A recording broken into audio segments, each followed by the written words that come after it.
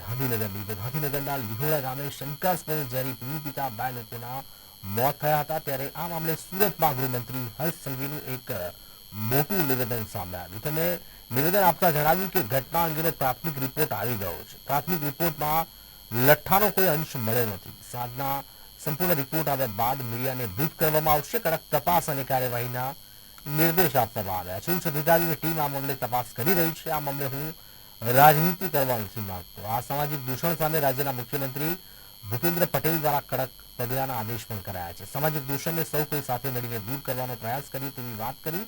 ત્યારે આ મામલે હવે જેવી તપાસ અને કાર્યવાહી થાય તે જોવું રહ્યું.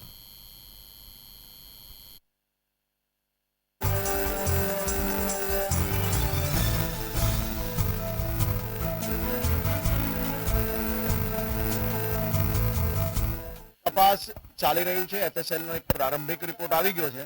બીજો રિપોર્ટ બી સાંજ તક આવશે. ઉચ્ચ લેવલના તપાસ કરી રહ્યા છે. સંપૂર્ણ માહિતીઓ એ પોલીસ વિભાગ દ્વારા આજે સાંજ સુધી પ્રેસ અને મીડિયાને આપવામાં આવશે. આ પ્રકારના જે ઘટના બની છે તેમાં ખૂબ જ કડક પગલાં ભરવાના નિર્દેશ આપવામાં આવ્યા છે અને સંપૂર્ણ માહિતી સાંજ સુધી વિભાગ દ્વારા તમને આપવામાં આવશે. અંજારના બુઢારપુરામાં આવેલી કેમોસ્ટીલ નામની કંપની સ્ટીલનું